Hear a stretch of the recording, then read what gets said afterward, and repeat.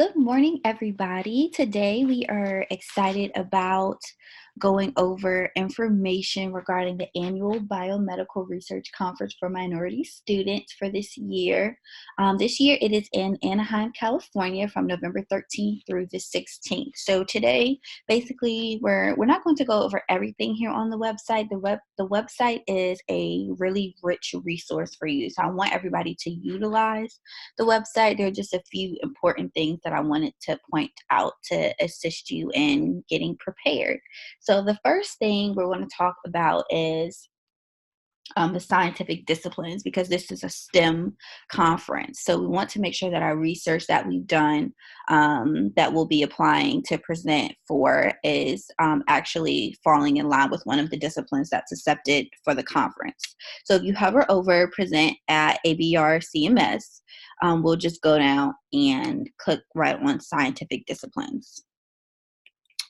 All right, so it's going to list here the 12 scientific disciplines accepted: biochemistry and molecular biology, cancer biology, cell biology, chemistry, computational and systems biology, developmental biology and genetics, engineering, physics and mathematics, immunology, microbiology, neuroscience, physiology and pharmacology, and social and behavioral sciences and public health.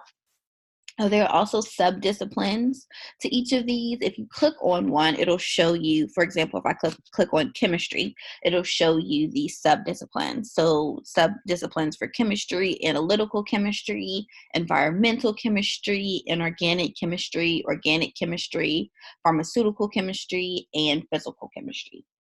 So you'll want to go through these and determine and make sure that your research falls in line before you actually start creating your abstract, because if it doesn't, you'd be disqualified. So now you're probably wondering, what do we have to do as far as the abstract is concerned? So let's go ahead and hover back over present at Abrcms, and let's go down to components of a competitive abstract. All right, so the first thing that we have here is a guide for a competitive abstract, and there's not much here, but it is very helpful as far as knowing what different components are going to be a part of your abstract. So the first is the background. You want to provide a brief context for the research and indicate why it's important. The next is the hypothesis objective. State the goals of the research and the questions you are seeking to address with this research. The next section is study design and research methods. You want to specifically state what study design was used in the research. If appropriate, state what population or groups were studied. Briefly describe the study procedures used to carry out the research. Indicate which measurement techniques were used in the research. Provide information on the data analytic techniques that were used. The next section is results. Briefly describe the main findings or results of your research, and then conclusions. Concisely state what the results mean and what their impact was on the field of research.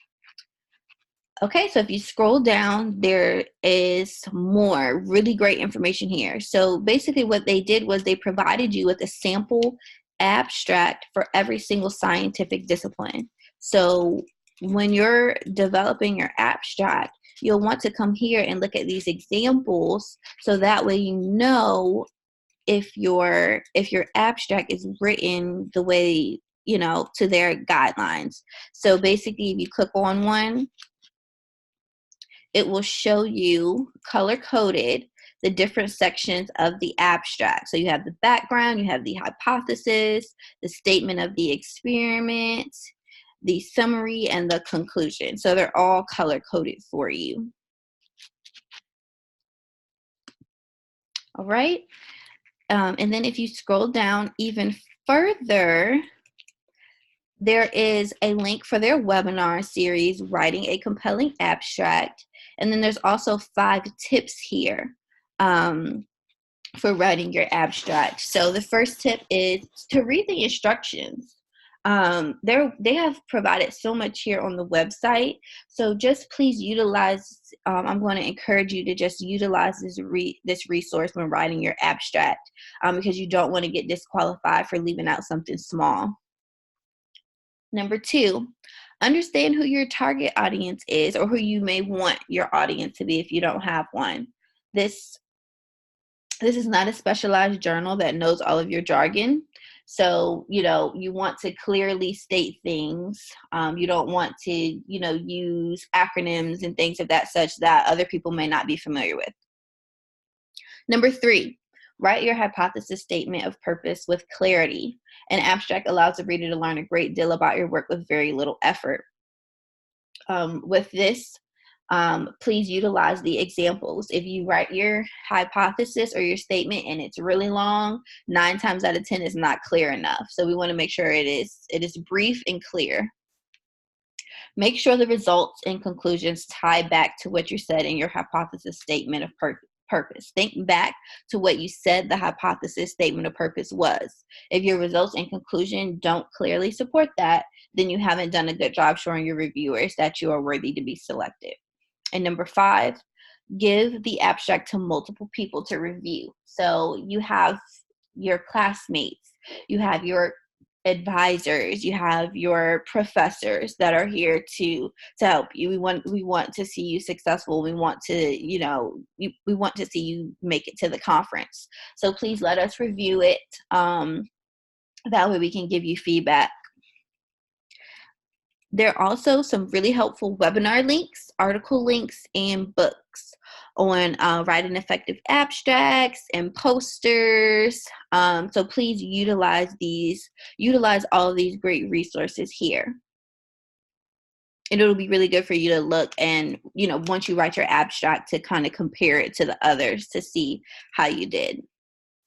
All right, so once your abstract is all beautifully put together, the next step is going to be submitting your abstract. So you'll go back to present at Abrcms and submission and selection process. There are 5 simple steps here. So step 1 is to click on the abstract submission site. That's going to take you to a site away from this page. Once you get there, you're going to log onto the submission site by entering a login name and username. Of course, if you're new, it's your first time, you'll need to create one. Step 3, on the first submission screen under 2019 Abrcms, select either submit your full abstract or submit your poster abstract. It's important that you know which one you are submitting. If you don't know, please come see me. Step 4, proceed through the following screens. So there are a few screens here. The first one is title. So acknowledge the affirmation statements and enter your title as instructed. Note that this is the only time you will need to enter your title. The next is the author block.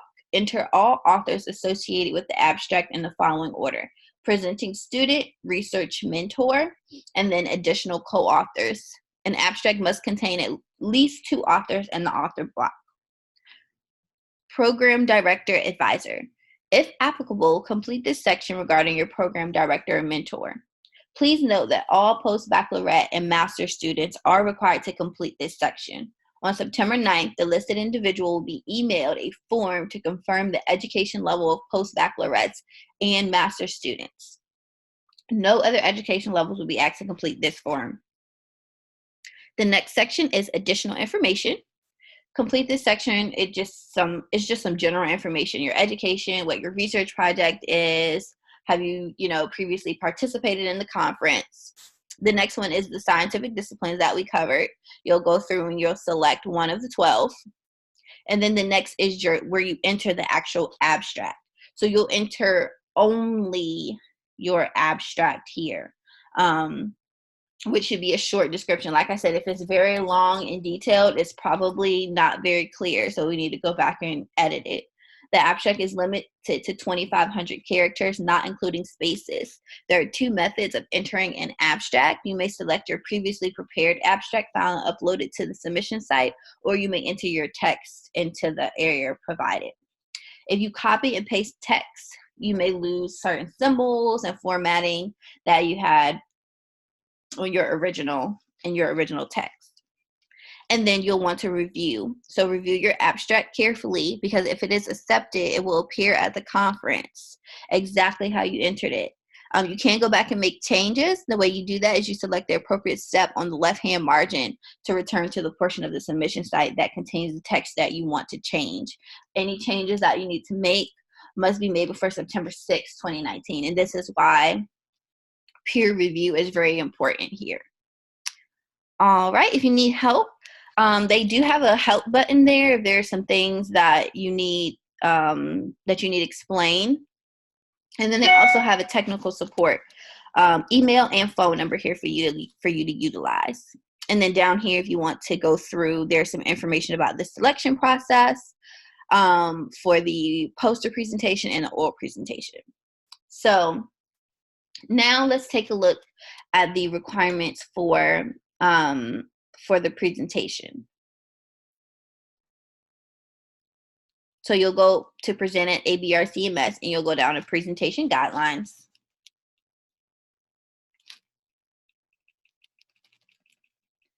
All right, let's start with the guidelines for poster presentations. Okay, so they have a new note here that they want us to be aware of. The poster is the focus of your presentation. In order to eliminate distractions, with the exception of the university logo, non-scientific images are not allowed. In addition, no computers or other aids can be used. The only items allowed to be adhered to the poster board itself are the poster and the poster number. Failure to abide by this policy will disqualify the presenter from receiving a presentation award. All right, so don't add any pictures of you and your friends on the poster board, or just any random photos. Only scientific images are allowed here on the board, or you will be disqualified. So just a few tips with designing your poster. So the poster board that they provide is about 4x8. So the poster presentation must fit in the 4x8 poster board. So just make sure that you take that to note when you're putting everything together that's going to be on your poster board. You'll want to lay your poster sections in a logical order so that other scientists can follow your presentation. A method that they suggest is setting your poster up in a column format, so that they can read it first vertical, top to bottom, and then left to right. Use a type size that can be read easily from a considerable distance, about 4 feet or more. So I think 14 to 20 point font is even good. Even if you want to go a little bit over 20, you just want to take into consideration space on your board. How much, think about how much space you actually need on your board. And then they have some recommended text for you: Times New Roman, Bakersfield. Those are really easy to read fonts. Space your information proportionately. You don't want everything jumbled together, so just make sure things are spaced out and they're easy to read. Posters should stimulate discussion, not give a long presentation. So again, like I said before, if it's a lot of information, we want to look over it and see how can we reduce the amount of information and the graphics and everything that's on your poster board, because we want things to be clear. When choosing a background, remember that neutral or gray colors will be easier on the eyes than a bright color. So, grays, blues, blacks, even yellow over blue, those are good colors. But you don't want to be using any lime green or neon pink because it can hurt the eyes, and it's a little hard to see. All right, so preparing for the conference, hand carry your posters to the meeting. You'll have a tubular packaging or portfolio case to put your poster in. Do not mail your poster. It should be hand carried. Come prepared with any relevant handouts that you wish. If you have any business cards or any pamphlets that you'd like to give out, any brochures. Be sure to bring push pins, thumbtacks, or Velcro. They're not providing any of this. So if there's something that you need to adhere to your poster board, you need to bring that with you. And then presenting your poster, just a few tips. No computers are allowed anymore. So keep that in mind. Your poster presentation should be about 5 to 8 minute long. Yeah, 5 to 8 minutes long. Anything over that is going to be a little too long because you want to save time for questions and answers. So it should be very brief. You capture their attention, you give them an awesome presentation, and then allow them to answer any questions or ask any questions. Try not to stand directly in front of the poster. I think this is just like a go-to thing when giving a presentation. You always want to stand to the side so that way they can clearly see while you are presenting, they can clearly see your research.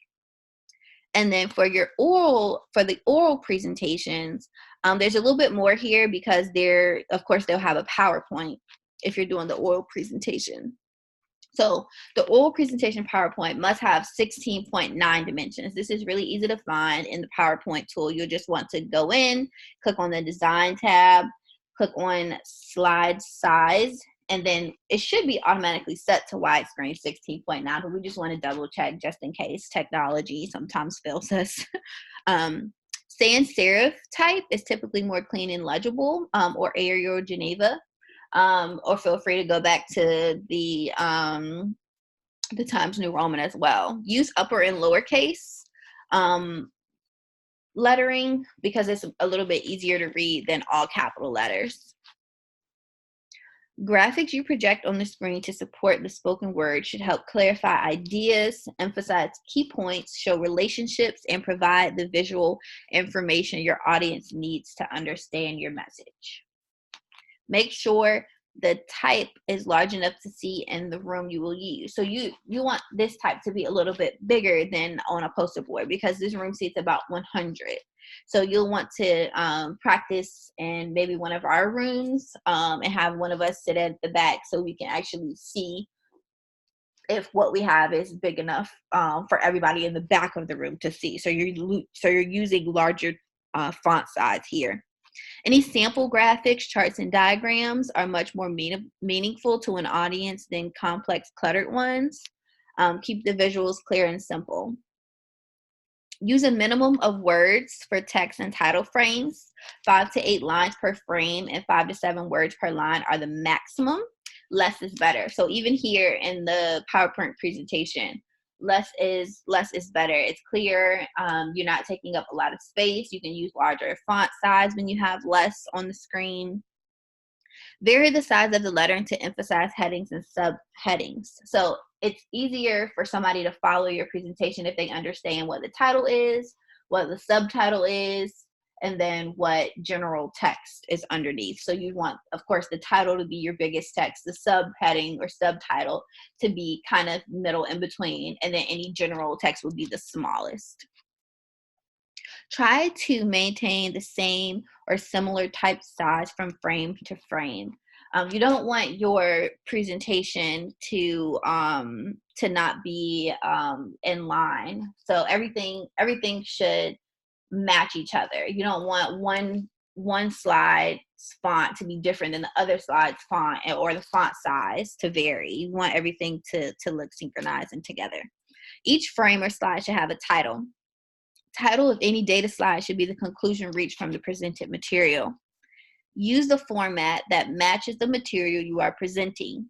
Use a table for exact values, a graph to show relationships, a figure for a picture, and a chart for a process or sequence. Label everything. Make sure all your tables, graphs, and charts are labeled. They may need to be increased in size as well so they can see. Keep the color scheme consistent, just like we want to keep the fonts and the font type, font size consistent. We want to keep the color scheme consistent as well. Most effective background colors: blue, turquoise, purple, magenta. Good rule of thumb: use a darker background with lighter colored text. Like I said, here you want to just avoid the intense colors, no light, bright neon colors here. The background data should just be, the background should just be a background. It shouldn't have a lot of clutter or, any confusing pictures in the background. The simpler, the better. In addition to the use of graphics, photographs can provide an excellent means for communication. So feel free to use photographs. You just don't want a lot of clutter. So if you use them, kind of try and use them discreetly. All right. And then giving your talk, just a few key points here. All Abrcms oral presentations will be giving 10 minutes for the presentation and 5 minutes for questions. So practice with 10 minutes. Check each slide in a similar room. So like I said, we'll go over, for those of you who will be presenting, we'll go into one of our conference rooms and we'll look and make sure like all the font size looks great. We'll stand in the back of the room to make sure it's easily visible. Practice, practice, practice. Practice with your friends, practice with yourself. That way when you do present, you come across confident and clear, easy to understand. Prepare for questions and answers. You never know what kind of questions are going to be asked. There's going to be, 100 people in the conference room. So just make sure that you're very familiar with your research. And maybe have some of your friends ask you questions. When asked a question during your presentation, repeat the question so that the entire audience knows what the question is. Since we're going to be in a conference room, the person who asked the question may not be able to be heard by others in the room because they may not have, a microphone. So after the question is asked, go ahead and state the question so that everybody in the room can hear it. And keep to the allotted time. Like I said, we'll practice with your time. You don't want to go over time. So that's the general information with creating the abstract, submitting the abstract, and presenting for the poster and the oral presentation. Now, there is a lot more information here that you should go over. You definitely want to go over the submission and selection guidelines. You want to make sure that you're in the guidelines, because there are some little particular things with your level that could disqualify you from presenting either poster or oral presentations. There's a program schedule here if you're interested to seeing what the conference looks like. It'll show you each day broken down Wednesday through Saturday. If you are chosen to attend, your flight would leave on that Wednesday and you wouldn't fly back to the Newport News International Airport until that Sunday. So you'd want to make sure that you're available from that Wednesday through that Sunday. There's some information here about, registration, travel and housing. All that will be taken care of if you are chosen. We'll make sure that your travel is taken care of, as well as your hotel and meals do come with registration as well. So I encourage you just explore the website. I'm really excited about this conference. So since you've attended this session, that means that you're now eligible to apply.